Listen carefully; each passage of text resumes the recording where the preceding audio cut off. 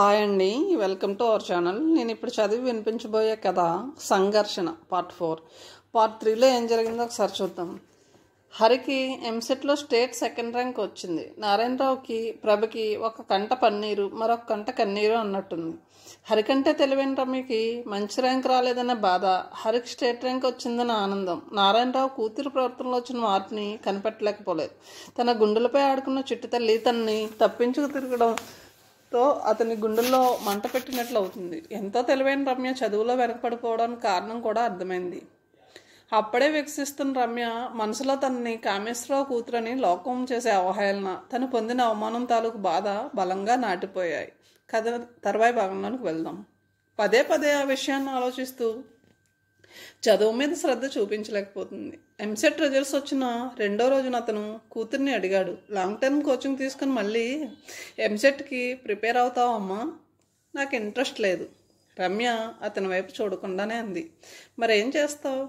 బీఎస్సీలో చేరు, తర్వాత ఎంఎస్సీ చదవచ్చు. రమ్య జవాబు ఇవ్వలేదు. అతని ఉనికిని భరించలేనట్టు అక్కడి నుంచి వెళ్ళిపోయింది.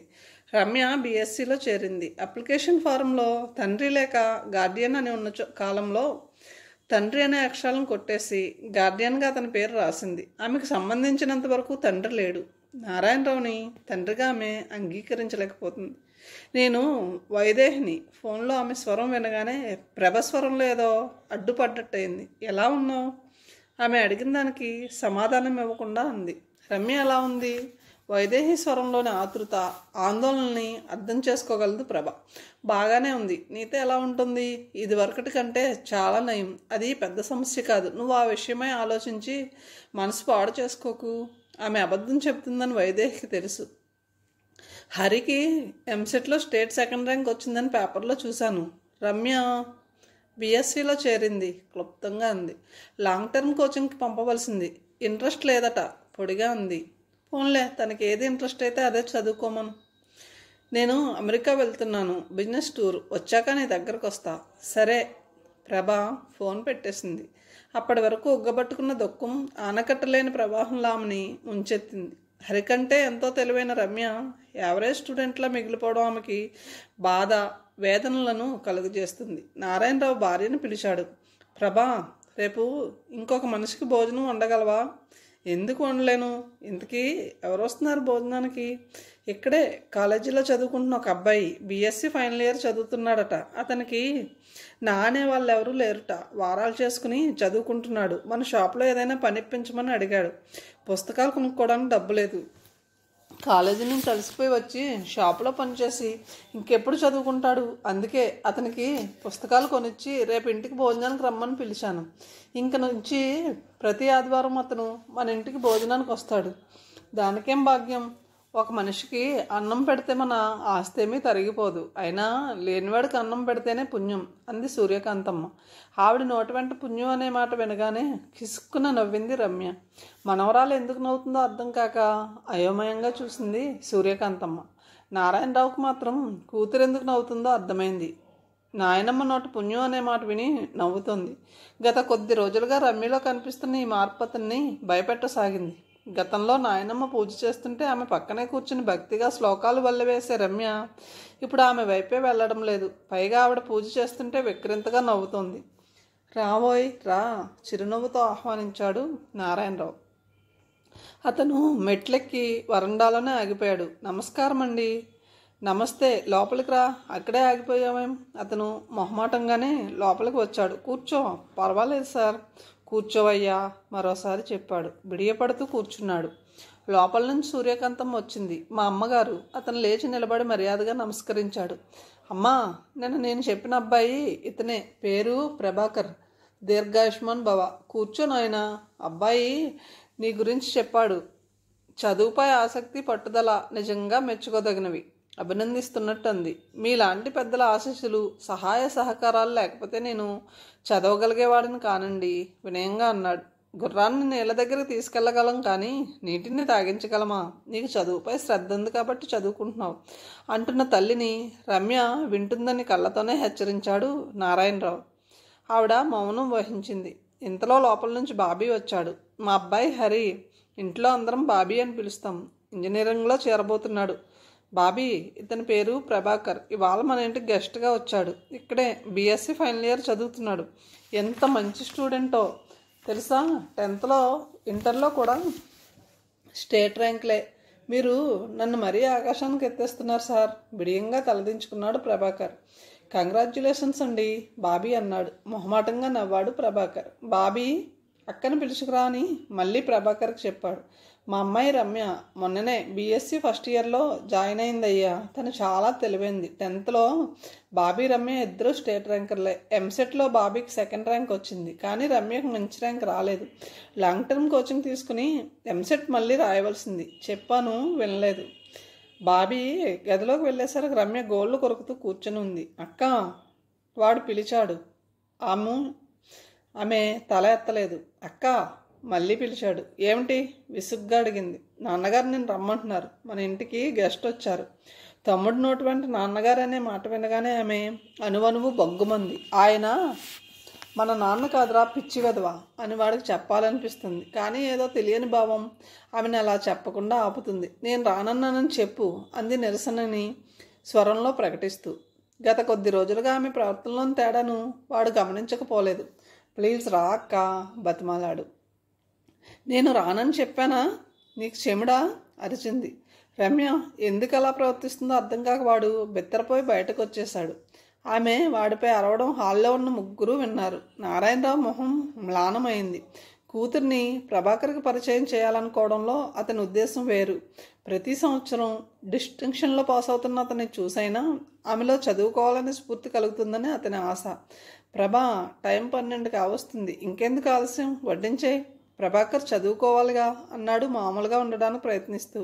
ప్రభ బయటికి వచ్చి చిరునవ్వుతో అతన్ని పలకరించింది. నా భార్య పరిచయం చేశాడు అతను. ప్రభాకర్ ఆమెకి నమస్కరించాడు. ప్రభా, సూర్యకాంతమ్మ లోపలికి వెళ్ళారు భోజనాలు ఏర్పాటు చేయడానికి. ప్రభాకర్, నువ్వు భోజనం కోసం వాళ్ళింటికి వీళ్ళింటికి ఎందుకు వెళ్ళడం? మా ఇంట్లోనే రోజు తినవచ్చుగా. వద్దు సార్, ఇప్పటికే నాకెంతో సాయం చేసి నన్ను రుణగ్రస్తుని చేశారు. ఈ కరువు రోజుల్లో వారానికో రోజు ఒక మనిషికి అన్నం పెట్టడమే బరువు.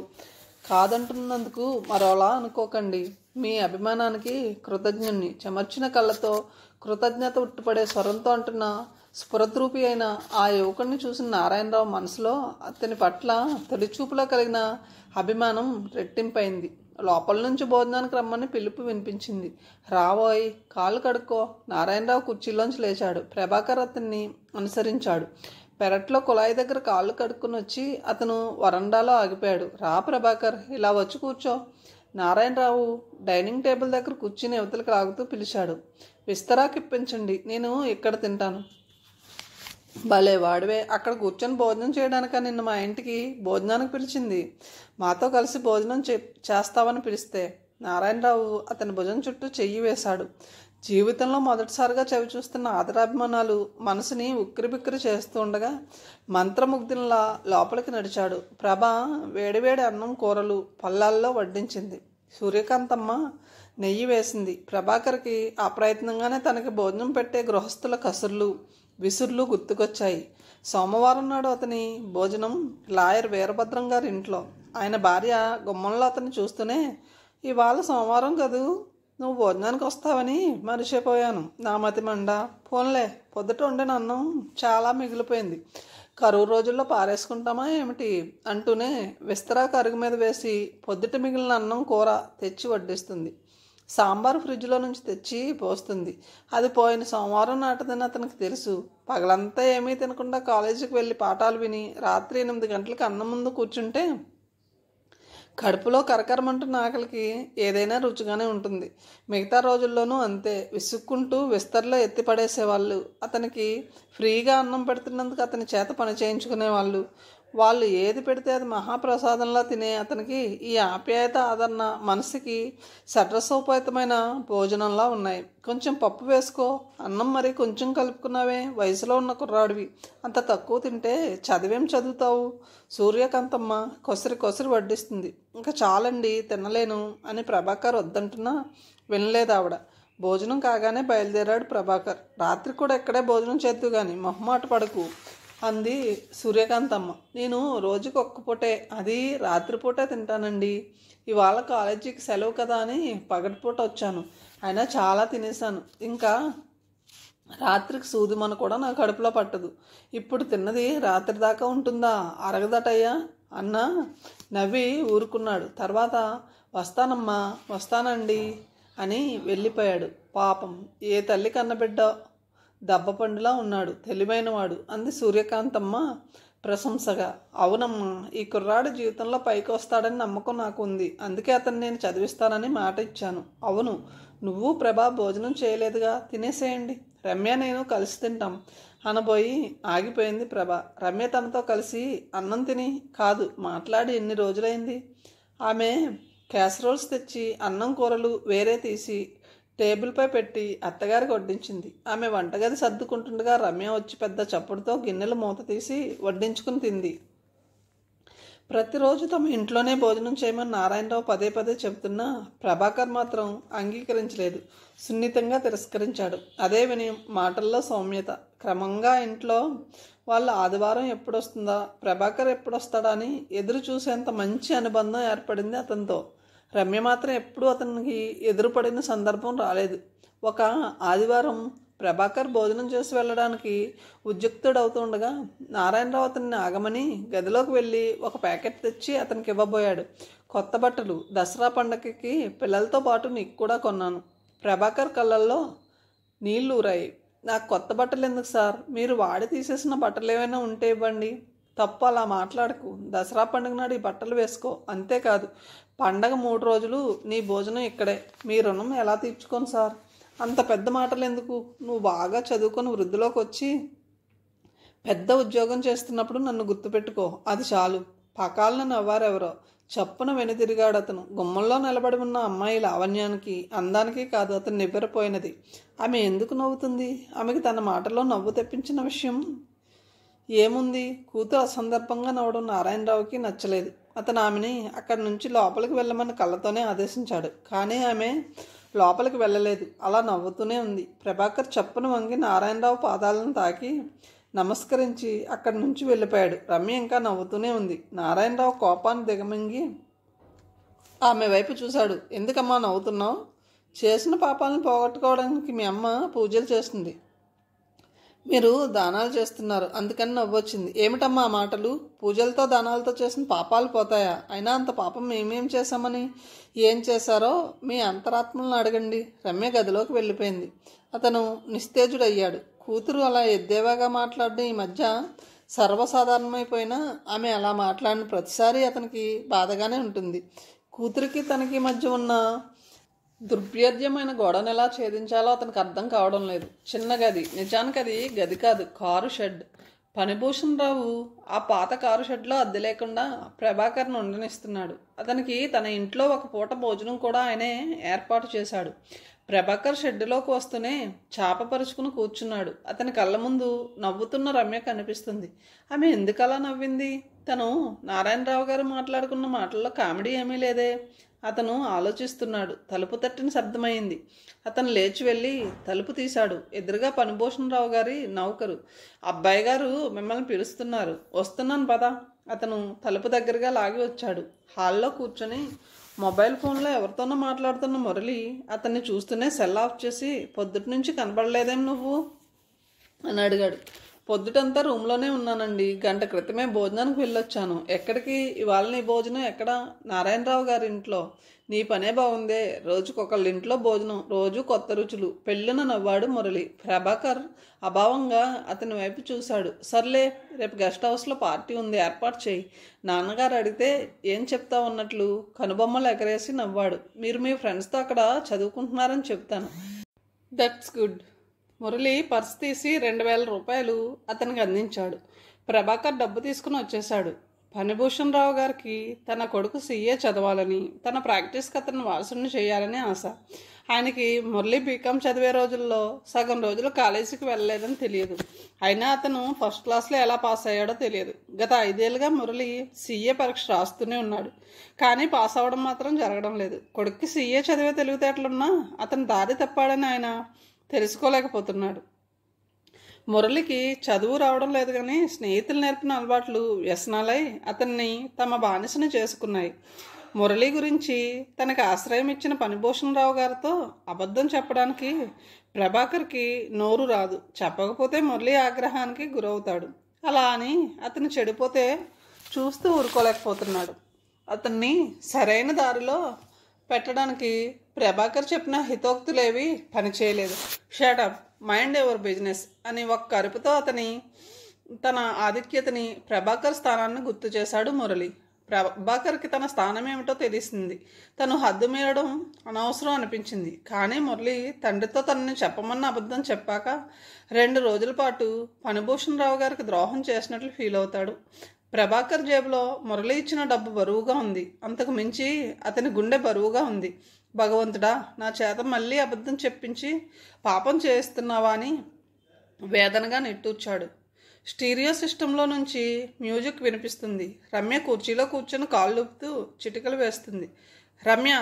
నారాయణరావు పిలుపు వినపడగానే మొహంలో అప్రసన్నత పిలిచినట్టే వచ్చేసింది. ఏం కావాలి?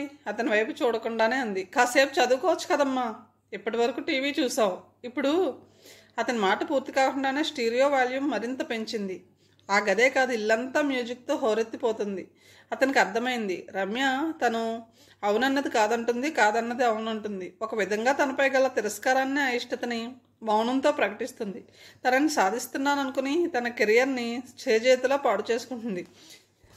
ఎలా ఆమెలో వ్యతిరేకతని పోగొట్టడం, ఆమెకి చదువు పట్ల శ్రద్ధాశక్తులను ఎలా కలగజేయడం. అతను స్టీరియో స్విచ్ ఆఫ్ చేశాడు. రమ్య కుర్చీలోంచి లేచి తిరిగి స్విచ్ ఆన్ చేయబోయింది. నారాయణరావు కూతురు చేయిపెట్టి ఆపేశాడు. నేను నీతో మాట్లాడాలి. నాకు నీతో మాట్లాడాలని లేదు, విసురుగా అంది. నేనేం చేశానమ్మా? నిస్సహాయంగా అడిగాడు అతను. నువ్వు నాతో ప్రేమగా ఎందుకు ఉండడం లేదు? నువ్వు నన్ను నాన్న అని పిలిచి ఎన్ని నెలలైంది? నువ్వు నా తండ్రి కాదని తెలిసాక నాన్న అని ఎలా పిలవమంటావు? నువ్వు నా గార్డియన్వి. కాలేజీ అప్లికేషన్ ఫారంలో కూడా అలాగే రాశాను. కసిగా నవ్వింది. నారాయణరావు బాధని దిగమింగి అన్నాడు. పోనీ నేను నీ గార్డియన్నే అనుకో. నీ మంచి చెట్లను చూసే బాధ్యత నాపై ఉందా లేదా? ఎప్పుడూ చదువులో ఫస్ట్ ఉండే నువ్వు ఇలా వెనకబడిపోవడం నాకు ఎంత బాధను కలిగిస్తుందో తెలుసా? నువ్వు బాధపడమే నాకు కావాల్సింది. వాడిగా ఉన్న బాణం సూటిగా గుండెలో దిగబడినట్టయింది ఆ సమాధానంతో. నేను నీకేం లోటు చేశానమ్మా? అన్నీ ఎక్కువే చేశావు. అందుకు నా కృతజ్ఞతలు. వెళ్ళు, నా గదిలో నుంచి బయటకు వెళ్ళు. చేతులు జోడిస్తూని తిరిగి స్టీరియో ఆన్ చేసింది. నారాయణరావు విహ్వలంగా చూసి యువతలకు వచ్చేశాడు. రమ్య రెస్టారెంట్లో కార్నర్ టేబుల్ దగ్గర కూర్చుని ఉంది. బేరర్ మెనూ కార్డుతో ఆమె దగ్గరికి వచ్చాడు. ఆమె కార్డు చూడకుండానే అంది, నేను కాసేపాగి ఆర్డర్ ఇస్తాను. Okay madam. అతను వెళ్ళాడు. ఆ టైంలో రెస్టారెంట్ ఖాళీగా ఉంది. 2-3 టేబుల్స్ దగ్గర మాత్రం కస్టమర్లు ఉన్నారు. రమ్య రిలాక్స్డ్గా కూర్చుంది. రోజు 4:30 కాలేజీ నుంచి నేరుగా ఇంటికి వెళ్ళే తను ఇవాళ 5:30 అవుతున్నా ఇంటికి రాకపోవడంతో ఇంట్లో అందరూ కంగారు పడుతుంటారు అనుకోగానే ఆమెకి పైశాచిక ఆనందం లాంటిది కలిగింది. బ్యాగ్లో నుంచి సెల్ తీసి నెంబర్ డయల్ చేసింది. హలో. అవతల దీప్తి స్వరం వినగానే ఆమెకి ఎక్కడ లేని హుషారు వచ్చింది. ఇంటికి వెళ్ళాక మోగ్గా ఒంటరిగా ఉండే ఆమె మాట్లాడేది ఫ్రెండ్స్తోనే. సెల్ ఫోన్లో దీప్తితో సంభాషిస్తున్న ఆమెని 2 టేబుల్స్కి అవతల కూర్చొని కాఫీ తాగుతున్న ఓ యువకుడు గమనిస్తున్న విషయం ఆమెకి తెలియదు. 15 గంట తర్వాత ఫోన్ ఆఫ్ చేసి ఎక్స్క్యూజ్ మీ అని బేరర్ని పిలిచింది. మసాలా దోశ ఆర్డర్ ఇచ్చి అది రాగానే తినడం మొదలుపెట్టింది. టేబుల్ మీద ఎడమ చేతి దగ్గరగా ఉన్న సెల్ ఫోన్ మోగింది. ఆమె డిస్ప్లేలో నెంబర్ చూసి కట్ చేసింది. 5 నిమిషాల తర్వాత మళ్ళీ ఫోన్ మోగింది. మళ్ళీ అదే నెంబర్. అది నారాయణరావు సెల్ నెంబర్. తన సెల్ నెంబరు ఆయనకు తెలియదు. తను చెప్పలేదు. ఎవరు చెప్పుంటారు? ముడివడిన బ్రుకుటితో చూస్తూ ఆలోచిస్తుంది. మళ్ళీ సెల్ మోగింది. ఈసారి వెంటనే సెల్ ఆన్ చేసింది. చెప్పు దీప్తి, మీ డాడీ నువ్వు ఇంకా ఇంటికి రాలేదని కంగారు పడుతున్నారు. నాకు ఫోన్ చేసి నీ సెల్ నెంబర్ అడిగారు. మాట్లాడారు అంది క్లుప్తంగా. ఓకే. దీప్తి ఫోన్ పెట్టేసింది. రమ్య బేరర్ని పిలిచి కాఫీ తెమ్మంది. 15 గంట తర్వాత బిల్ చెల్లించి బయటకు వచ్చింది. అప్పుడు టైం 7 గంటలు కావస్తుంది. పరధ్యానంగా ఉన్న రమ్య టేబుల్ మీద సెల్ ఫోన్ వదిలేయడం ఆమెనే గమనిస్తున్న యువకుడు చూస్తూనే ఉన్నాడు. కానీ ఆమెని వెనక్కి పిలిచి ఆ విషయం చెప్పలేదు. ఆమె బయటికి వెళ్ళగానే ఆమె కూర్చున్న టేబుల్ దగ్గరకు వచ్చి సెల్ ఫోన్ తీసి జేబులో పెట్టుకున్నాడు. నిన్న క్లాసులో అవగానే రెస్టారెంట్కి వెళ్ళావా? దీప్తి అలా అడగగానే రమ్య విచిత్రంగా చూస్తూ అడిగింది. ఎందుకు అలా అడుగుతున్నావు? అక్కడి నుంచి నాతో సెల్ ఫోన్లో మాట్లాడాక సెల్ ఫోన్ అక్కడ వదిలేసావా? అవును, ఇంటికి వెళ్ళాక చూస్తే సెల్ ఫోన్ లేదు. వెనక్కి వచ్చి రెస్టారెంట్లో అడిగినా ఆ పాటికే ఎవరికో దొరికి ఉంటుంది, ప్రయోజనం ఉండదని ఊరుకున్నాను. అవును, నేను సెల్ ఫోన్ రెస్టారెంట్లో మర్చిపోయిన విషయం నీకెలా తెలుసు? మురళి అనే అతనికి నీ సెల్ ఫోన్ దొరికిందట. అతను నువ్వు నీ సెల్ ఫోన్లో స్టోర్ చేసుకున్న నీ సెల్ నెంబర్కి ఫోన్ చేసి అడిగాడు. అతను ఈరోజు కాలేజీకి వచ్చి నీ సెల్ ఫోన్ నీకు అందజేస్తానన్నాడు. థ్యాంక్ గాడ్, తృప్తిగా ఊపిరి పీల్చుకుంది. ఇంతలో కాలేజీ ఆవరణలోకి హోండా సిటీ కారు వచ్చి ఆగింది. కారు దిగి తమ వైపు నడిచి వస్తున్న ఆ యువకుడిని చూస్తూనే దీప్తి అంది, బహుశా అతనేనేమో. ఆమె అంచనా తప్పలేదు. ఆ యువకుడు నేరుగా వాళ్ళ దగ్గరికి వచ్చాడు. ఎక్స్క్యూజ్ మీ, నా పేరు మురళి. నిన్న సాయంకాలం రెస్టారెంట్లో టేబుల్ మీద మీ సెల్ ఫోన్ వదిలి వెళ్ళారు. నేను చూసి మిమ్మల్ని పిలిచినా మీరు వినిపించుకోలేదు. అతని చేతిలోని సెల్ ఫోన్ని రమ్య వైపు జాపాడు. Thank you very much. రెస్టారెంట్లో నా ఫ్రెండ్తో మాట్లాడాక సెల్ టేబుల్పై పెట్టడం గుర్తుంది. ఇవాళ కాలేజీకి వచ్చాక దీప్తి చెప్తే వరకు నా సెల్ ఫోన్ మిస్ అయిన విషయమే తెలియలేదు. ఐఎమ్ సారీ, మీకు ట్రబుల్ ఇచ్చాను అంది అతని చేతిలో నుంచి ఫోన్ అందుకుని. బట్ మిమ్మల్ని కలుసుకున్నందుకు నాకు మాత్రం చాలా హ్యాపీగా ఉంది అన్నాడు అతను ఆమె కళ్ళల్లోకి చూస్తూ. అప్పటి వరకు చిరునవ్వుతో మాట్లాడుతున్న రమ్య మొహం గంభీరంగా మారిపోయింది. Bye, see you. అతను వెళ్ళిపోయాడు. సినిమా హీరోలంటూ ఒక అబ్బాయి నిన్ను కలుసుకోవడం హ్యాపీగా ఉందని ఒక అందమైన అమ్మాయితో చెప్పాడంటే అర్థమేమిటి? లవ్ ఎట్ ఫస్ట్ సైటా? కొంటిగా నవ్వుతూ అంది దీప్తి. నోరు మూసుకో, లవ్వు లేదు ఏం లేదు అంది రమ్య మరింత గంభీరంగా మారిపోతూ. చూస్తుండు, నేను జోస్యం చెప్తున్నాను. అతను వారం తిరగకుండా నీతో ఐ లవ్ యూ అంటాడు. నువ్వు చదువు మానేసి జ్యోతిష్యం నేర్చుకుంటే గిట్టుబాటు అవుతుందేమో చూడు అంది రమ్య. ఉదయం 5:30కు మెలకు వచ్చిన రమ్య బద్ధకంగా పడుకునే ఉంది. తలగడ పక్కనే ఉన్న సెల్ మోగింది. మత్తుగా కళ్ళు విప్పి ఫోన్లో గ్రీన్ బటన్ నొక్కి చెవి కానించుకుంది. Hello, good morning. అవతలి వైపు వినిపించిన పురుష స్వరం కొత్తది. ఎవరు? మురళి. నిన్న మీ సెల్ ఫోన్ తెచ్చిచ్చాను. ఓ మీరా, గుడ్ మార్నింగ్ అనాసక్తిగా ఇష్టంగా అంది. మీ సెల్ ఫోన్ మీకు తెచ్చిచ్చినందుకు నాకు కనీసం కాఫీ అయినా ఇప్పించరా? రమ్యకు విసుగ్గా అనిపించింది. తను రెస్టారెంట్లో సెల్ ఫోన్ మర్చిపోయేంత పొరపాటు చేసింది. తన సెల్ నెంబర్ అతనికి తెలిసిపోయింది. ఇంక ప్రతిరోజు ఫోన్ చేసి తనని విసిగిస్తాడేమో. మీతో రెస్టారెంట్లో కూర్చుని కాఫీ తాగేంత స్నేహం మన ఇద్దరి మధ్య లేదు. సౌమ్యతని స్వరంలోకి అరువు తెచ్చుకుని అంది. ఇది చాలా అన్యాయం రమ్య గారు. సపోజ్ మీరు మీ మొబైల్ని ఏ ఆటోలోనో వదిలేశారనుకోండి. ఆటో డ్రైవర్ నిజాయితీగా మీ ఫోన్ మీకు తెచ్చిచ్చాడే అనుకోండి. అతని నిజాయితీకి సంతోషించి అతనికి కనీసం 100 రూపాయలైనా ఇవ్వరా? నేను మిమ్మల్ని ఒక కప్పు కాఫీగా అడిగాను.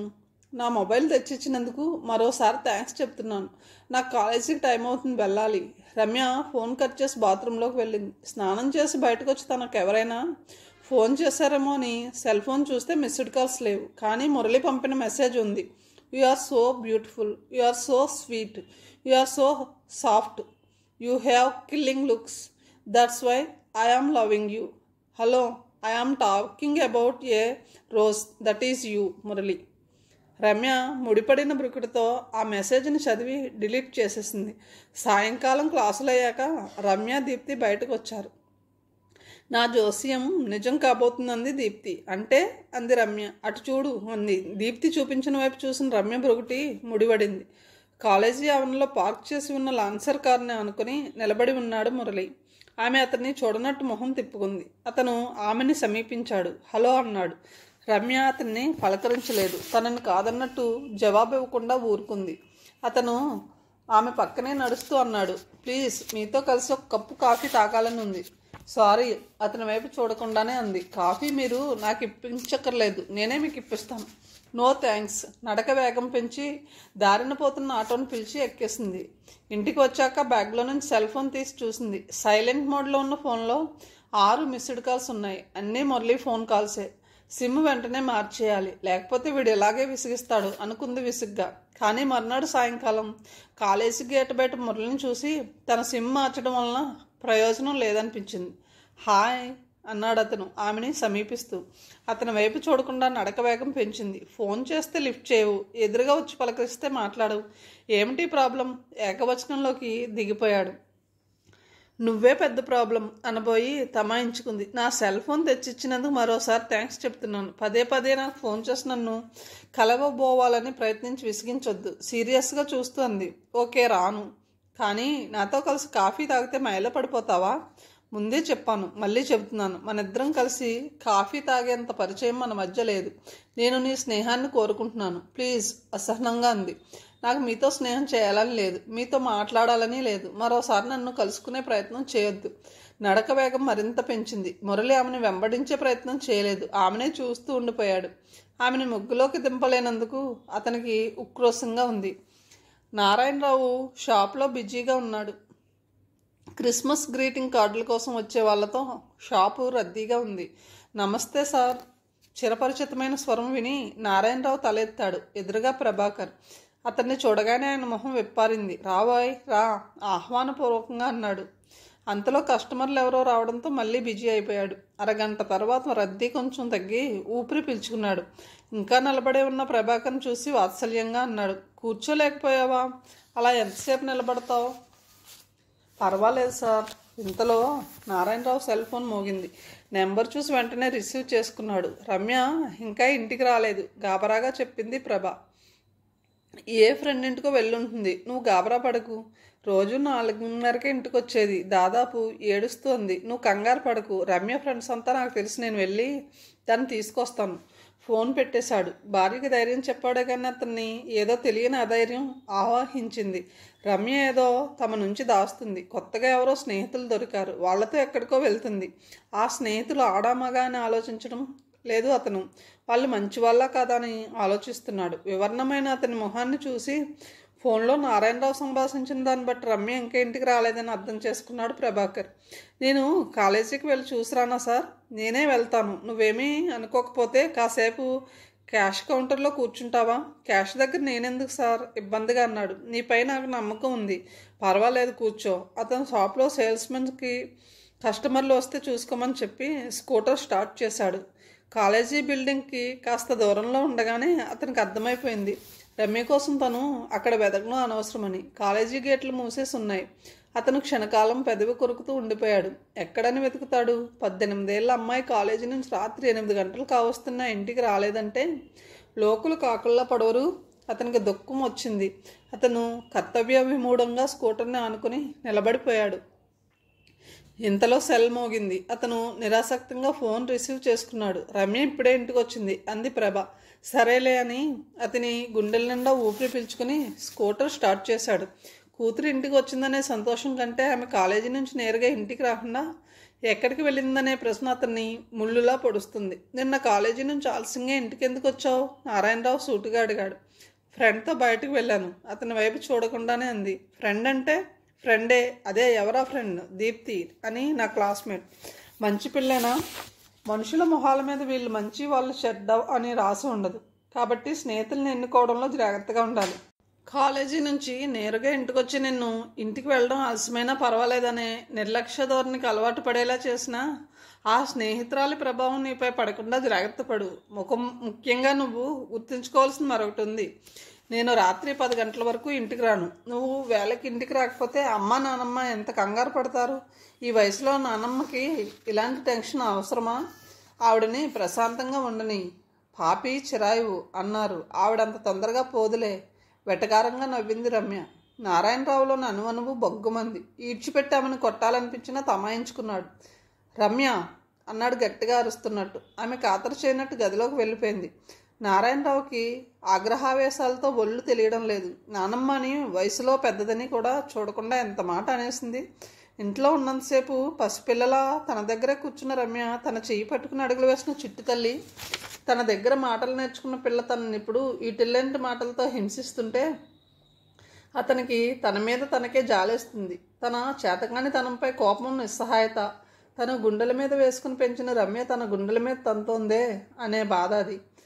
హైదరాబాద్లో ఇంజనీరింగ్ చదువుతున్న హరి 4 రోజులు సెలవులకని ఇంటికి వచ్చాడు. మిడ్స్లో క్లాస్ ఫస్ట్ నేనేనన్నా అని వాడు సంబరంగా చెప్పడం.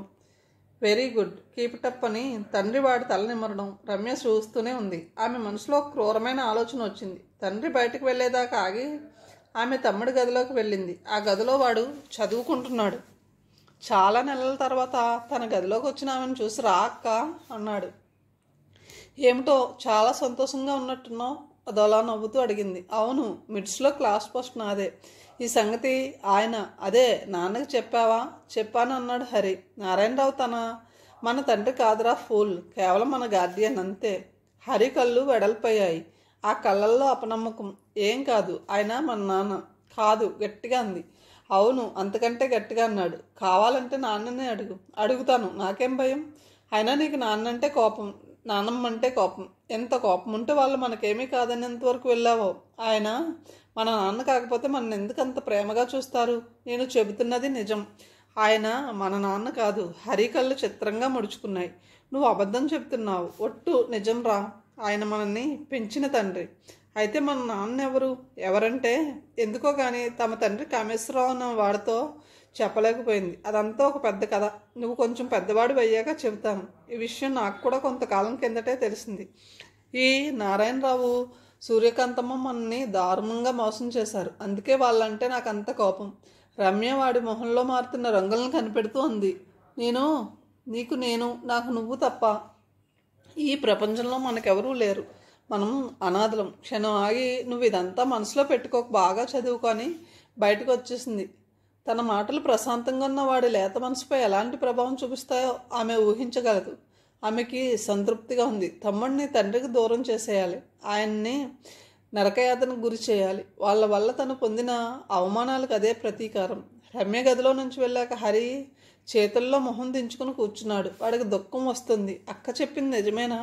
తను ప్రాణంగా ప్రేమించే తమని ప్రాణాధికంగా ప్రేమించే తండ్రి నిజంగా తమ తండ్రి కాడా? అయితే తమ తండ్రి ఎవరు? నారాయణరావు ఆ గదిలోకి వచ్చేటప్పుడు హరి మంచం మీద వెల్లకిలా పడుకుని సీలింగ్ వైపు తదేకంగా చూస్తున్నాడు. సాధారణంగా ఆ టైంలో చదువుకుంటూ ఉండేవాడు. ఈరోజు అంత త్వరగా పడుకోవడం నిద్ర కూడా కాదు, ఏదో విషయమై దీర్ఘంగా ఆలోచించడం. వాడి మొహం మామూలుగా లేకపోవడం గమనించాడు అతను. ఏం నాన్న, ఒంట్లో బాగాలేదా? లాలనగా అడిగాడు. ఘనీభవించిన మేఘానికి చల్లగాలి తగిలి వర్షించినట్టు వాడు తండ్రి ఒడిలో తలదూర్చి వెక్కి వెక్కి ఆడడం మొదలుపెట్టాడు. ఏమైంది నాన్న, ఏమైందిరా? అతను గాబరాగా ప్రశ్నించాడు. వాడి దుఃఖం మరింత ఉధృతమైంది. అతను ఎంతో లాలించిన మీదట అతి ప్రయత్నం మీద దుఃఖాన్ని కంట్రోల్ చేసుకుని అడిగాడు. నువ్వు మా నాన్నవి కాదా నాన్న? నారాయణరావు గుండె క్షణకాలం కొట్టుకోవడం ఆగింది. మొహం పాలిపోగా అడిగాడు. ఎవరు చెప్పారు? అక్క. అతని శరీరంలో రక్త ప్రసరణ ఆగినట్టయింది. వాడిని చుట్టుకున్న అతని చేతులు అప్రయత్నంగానే వదిలయ్యాయి. నువ్వు మా నాన్నవి కావట, మా నాన్న వేరే ఎవరో అని, నువ్వు మమ్మల్ని పెంచిన తండ్రి అని చెప్పింది. మన అసలు నాన్న ఎవరని అడిగితే నేను పెద్ద అయ్యాక చెప్తానంది. అప్పుడే ఆ గదిలోకి రాబోయిన ప్రభ వాడన్న మాటల్ని స్పష్టంగా వింది. షాక్ తిన్నట్టు చేష్టలుడికి నిలబడిపోయింది. భార్య అక్కడికి రావడం చూసిన నారాయణరావుకి ఆ సమయంలో ఆమె అక్కడికి రావడం అనవసరం అనిపించింది. వాడు అడిగిన ప్రశ్నకు ఆమె కూడా జవాబు ఇవ్వవలసి ఉంటుంది. అందుకే అతను కనుసైగతో ఆమెని అక్కడి నుంచి పంపేశాడు. గుండె పగిలిన ప్రభ శోకమూర్తిలా అక్కడి నుంచి వెళ్ళిపోయింది. రమ్య హరి మనసులో విషాన్ని గుమ్మరించింది. అది వాడి మనసులోని సున్నితమైన భావాలను చంపేసేలోగా వాడిని కాపాడుకోవాలి. ఎలా? నారాయణరావు తీవ్రంగా ఆలోచిస్తున్నాడు. అక్క చెప్పింది నమ్ముతున్నావా నాన్న? లాలనగా అడిగాడు. హరి తల అడ్డంగా ఊపాడు. లేదు, కానీ అక్కకి నీ మీద ఎందుకంత కోపం? అది కూడా ఈ మధ్యనే. ఇదివరకు ఇలా ఉండేది కాదు. అది మా దురదృష్టం. నారాయణరావు కొడుకుని దగ్గరికి తీసుకున్నాడు. అతని కళ్ళు వర్షిస్తున్నాయని అతనికే తెలియదు. 1/2 కేజీ షర్ప్ ఇవ్వండి అంటూ వచ్చాడు రాయుడు. సేల్స్ బాయ్ షర్ప్ ప్యాకెట్ అందించాడు. రాయుడు కౌంటర్లో కూర్చున్న నారాయణరావుకి 100 నోట్ అందిస్తూ అడిగాడు ఆరాగా. 4 రోజుల క్రిందట మా ఆవిడ టీ ప్యాకెట్ తెమ్మంటే షాపుకి వచ్చాను. షాపులో మీరు లేరు, ఏదో పని మీద బయటికి వెళ్ళారు అన్నాడు బిల్లుతో పాటు మిగిలిన డబ్బు అందిస్తూ. అవును, కౌంటర్లో కూర్చున్న కుర్రాడు చెప్పాడు. అతనిపై మీకు నమ్మకం కాబట్టే క్యాష్ కౌంటర్ దగ్గర కూర్చోబెట్టారు. అవును, అతను చాలా మంచివాడు. ఇక్కడే కాలేజీలో BSc ఫైనల్ ఇయర్ చదువుతున్నాడు. అతను మీ ఇంటికి వచ్చిపోతుంటాడుట. రాయుడు కుతూహలానికి కోపం వచ్చినా సహనంగా అన్నాడు. అతను వారాలు చేసుకుని చదువుకుంటున్నాడు. వారంలో ఒకరోజు మా ఇంటికి భోజనానికి వస్తాడు. ఆ అబ్బాయికి మీ అమ్మాయినిచ్చే ఉద్దేశం మీకుంది కాబోలు. రాయుడు గారు తీవ్ర స్వరంతో పిలిచాడు. ఆహా, నా ఉద్దేశం అబ్బాయి యోగ్యుడు బుద్ధిమంతుడు అయినప్పుడు మీకు ఆ ఉద్దేశం ఉంటే తప్పేమిటి అని. అతనికి వారంలో మిగతా 6 రోజులు 6 కుటుంబాల వాళ్ళు భోజనం పెడుతున్నారు. వాళ్ళు కూడా అదే ఉద్దేశంతో అతనికి అన్నం పెడుతున్నారా?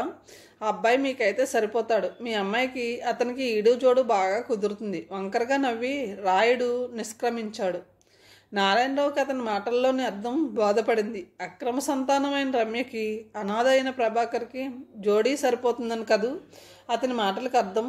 అసహాయతతో కూడిన వేదన అతని మనసుని కుదిపేసింది. లోకం దృష్టిలో తనంత చులకనైపోయాడు. అసలు రమ్యకి తను పెళ్లి చేయగలడా? తిరస్కారపూరితమైన కూతురి ప్రవర్తనతో గాయపడి ఉన్న అతని మనసు మరో కోణంలో సమస్య ఎదురవబోతుందనే భయంతో మరింత వ్యాకులపడింది. రమ్య అందగత్తే. తను కట్న కానుకలను బాగా ముట్ట చెప్పగల స్థితిలో ఉన్నాడు. అయితేనే ఆమె అక్రమ సంతానమని తెలిస్తే ఆమెను ఎవరు పెళ్లి చేసుకుంటారు? రాయుడు చెప్పినట్టు ఏ అనాథకు ఇచ్చి పెళ్లి చేయవలసిందేనా? అతనికి సుడిగుండంలో చిక్కుకుపోతున్నట్టుంది. సూర్యకాంతమ్మ కొడుకు కోడలి ముందు అపరాధ భావంతో తలెత్తుకోలేకపోతుంది. రమ్య చదువు గాడి తప్పడం, తల్లిని తండ్రిని శత్రువుల్లా చూడడం ఆవిడ భరించలేకపోతుంది.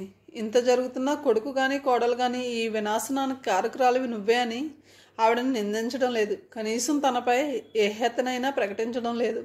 వాళ్ళిద్దరి గుండెల్లోని మంట వాళ్ళ కళ్ళల్లో వేదనగా ప్రతిఫలిస్తూ ఆవిడ మనసుని దహిస్తోంది. పశ్చాత్తాపం పాపానికి ప్రాయశ్చిత్తం అనేది నిజమే కదా. తను చేసిన పాపానికి భగవంతుడు తనని ఎలా శిక్షిస్తాడో తెలియదు, కానీ ఈలోగా తనని తనే శిక్షించుకోవాలి. 4 రోజులు సంఘర్షణను అనుభవించిన తర్వాత ఆవిడ కొడుకుతో చెప్పింది, నేను కొన్నాళ్ళు రామాపురంలో ఉండి వస్తానురా. ఇప్పుడా? అక్కడికెందుకమ్మా? ఆశ్చర్యంగా అడిగాడు నారాయణరావు. ఊరికే కొంచెం మార్పుగా ఉంటుంది. ఇక్కడ చేయడానికి పనేమీ లేక బొత్తిగా తోచడం లేదు నాకు. చేసిన పాపాలను కడుక్కోవడానికి మీరు దానాలు చేస్తున్నారు, మీ అమ్మ పూజలు చేస్తుందని రమ్య వ్యంగ్యంగా అన్న మరుసటి రోజు నుంచే ఆవిడ పూజ చేయడం మానేసింది. అది గుర్తు చేసుకుని అన్నాడు, రమ్య చిన్నపిల్ల, అదేదో కోపంలో అంటే నువ్వు పట్టించుకోకు. అది అన్నదని కాదు, నాకే ఉండబుద్ధి కావడం లేదు. నారాయణరావు ప్రభ ఎంత నచ్చ చెప్పినా ఆవిడ ఊరికి వెళ్లే ప్రయత్నం నుంచి విరమించుకోలేదు. గత్యంతరం లేక నారాయణరావు తల్లిని రామాపురంలో దింపి వచ్చాడు. చిరంజీవి నారాయణ్ని, చిరంజీవి లక్ష్మీ సౌభాగ్యవతి ప్రభని దీవించి రాయనిది. మీరిద్దరూ చిన్నవాళ్ళైనా నన్ను క్షమించమని అడుగుతున్నాను. నిజానికి క్షమార్పణ కోరే అర్హత కూడా నాకు లేదు. ప్రభా, నారాయణలోని లోపం గురించి తెలిసి కూడా వాడికి పెళ్లి చేయడం నేను చేసిన పెద్ద తప్పు. వంశాభివృద్ధి జరగాలనే స్వార్థంతో నిన్ను వ్యభిచరించమని ప్రోత్సహించడం మరో తప్పు. నేను వేశ్య కంటే హీనంగా దిగజారిపోయి ప్రవర్తించాను. నేను చేసిన తప్పు వల్ల మీ జీవితాలు అల్లకల్లోలం అవుతాయని నేను ఆనాడు ఊహించలేకపోయాను. నేను చేసిన తప్పుకి భగవంతుడు నాకే శిక్ష విధిస్తాడో తెలియదు, కానీ నన్ను నేనే శిక్షించుకోవాలనుకున్నాను. పూర్వకాలంలో రాజులు నేరం చేసిన వాళ్ళకి ద్వీపాంతరవాసాన్ని శిక్షగా వేసేవాళ్ళుట. ఈ వయసులో మీ నీడలో నిశ్చింతగా గడపవలసిన నేను ఇక్కడ ఒంటరిగా జీవితం గడపడం కంటే పెద్ద శిక్ష ఏముంటుంది? ఇంకెప్పటికీ తిరిగిరాను. సూర్యకాంతమ్మ. ఆ ఉత్తరాన్ని చదివి ప్రభా కన్నీళ్లు పెట్టుకుంది. అమ్మ ఇంక మన దగ్గరికి రాదు ప్రభా అని పసివాడులా ఏడ్చాడు నారాయణరావు. ప్రభ మనసులో ఒకప్పుడు ఆవిడపై అహ్యత తిరస్కార భావాలు ఉండేవి. ఇప్పుడు వాటి స్థానంలో ఆవిడపై జాలి ఏర్పడింది. రమ్య కాలేజీ నుంచి ఇంటికి వచ్చేటప్పటికి అలవాటుకి విరుద్ధంగా నారాయణరావు ఇంట్లో ఉన్నాడు. అతని మొహం లంకనాలు చేసినట్టు పీక్కుపోయి ఉండడం, తల్లి చాలాసేపు ఏడ్చిందనడానికి సాక్ష్యంగా ఆమె కనురెప్పలు వాచి ఉండడం రమ్య ఒక్క చూపులోనే గమనించింది. కూతురు రావడం చూసి ప్రభ కిచెన్లోంచి టిఫిన్ ప్లేటు, పాలు తెచ్చి డైనింగ్ టేబుల్ మీద పెట్టింది. రమ్య బ్యాగ్లో నుంచి లంచ్ బాక్స్ తీసి టేబుల్పై పెట్టి టిఫిన్ తింది. ఆమె పాలు తాగుతుండగా నారాయణరావు ఆమె దగ్గరకు వచ్చాడు. అమ్మలు, బామ్మ రామాపురం వెళ్ళింది, నీకు తెలుసు కదా. రమ్య తల ఎత్తలేదు. ఇంకెప్పటికీ ఇక్కడికి రానని ఉత్తరం రాసింది. అతని గొంతు వణికింది. నాకు సంబంధం లేని వ్యక్తి గురించి నాకెందుకు చెప్తున్నావు? టక్కున ఖాళీ గ్లాస్ టేబుల్ మీద పెట్టి లేచింది. ఎవరేం గంగలో దూకితే నాకేమని అక్కడి నుంచి లేచి తన గదిలోకి వెళ్ళిపోయింది. నారాయణరావు నిశ్చేష్టుడయ్యి నిలబడిపోయాడు. రమ్య గదిలోకి వచ్చి హరిసెల్కి ఫోన్ చేసి మాట్లాడింది. వాడితో మాట్లాడుతుంటే తన ఒంటరితనాన్ని మర్చిపోయింది. హరి ఫోన్ పెట్టేశాక సెల్ మోగింది. డిస్ప్లేలో మురళి సెల్ నెంబర్. రమ్య చిరాగ్గా చూసి ఆఫ్ బటన్ నొక్కింది. క్షణం తర్వాత మళ్ళీ ఫోన్ మోగింది. మళ్ళీ మురళే. ఫోన్ని వైబ్రేటింగ్ మోడ్లో పెట్టి తలగడ కింద పెట్టి పుస్తకం తెరిచింది. నాయనమ్మ రామాపురం నుంచి ఎప్పటికీ ఇక్కడికి రానని ఉత్తరం రాసింది. కొద్దిసేపటి క్రిందట తండ్రి చెప్పడం గుర్తుకొచ్చింది. ఆమె గుండె కలుక్కుమంది. తనకి ఊహ తెలిసినప్పటి నుంచి బామ్మ దగ్గర చేసిన గారాబం అల్లరి గుర్తుకొచ్చాయి. ఆవిడ తనని పక్కలో పడుకోబెట్టుకుని రామాయణ భారతాలని కథలుగా చెప్పడం గుర్తుకొచ్చింది. తల్లి డైరీని తను చదవకుండా ఉంటే ఆ చేదు నిజం తనకు ఎప్పటికీ తెలిసేది కాదు. తను ఈ కుటుంబంపై పెంచుకున్న మమకారం కూడా చెక్కు చెదిరేది కాదు. తను వాళ్ళని ద్వేషించేది కాదు. కానీ ఆమెలోని మరో వ్యక్తి వాళ్ళని అమితంగా ప్రేమిస్తుందని ఆమెకే తెలియదు. రమ్యకి ఉన్నట్టుండి దుఃఖం ముంచుకొచ్చింది. తలగళ్ళలో మొహం దాచుకుని ఏడుస్తూ ఉండిపోయింది. తను హలో అన్నా పట్టించుకోకుండా పరుగులాంటి నడకతో వెళ్ళిపోతున్న రమ్యను వెంబడిస్తూ అడిగాడు మురళి. ఎన్నిసార్లు ఫోన్ చేసినా ఫోన్ లిఫ్ట్ చేయలేదు. తనపై హక్కున్నట్టు నిలదీస్తున్న అతను చూస్తే ఆమెకి పట్టరాని ఆగ్రహం కలిగింది. మీరెందుకు ఇలా నా వెంటపడి వేధిస్తున్నారు? దయవుంచి ఇంతటితో మన పరిచయాన్ని మర్చిపోండి అంటుంది రమ్య. కథను ఇంతటితో ముగిస్తున్నాను. తిరిగి తర్వాయి భావంతో కలుద్దాం. Thank you.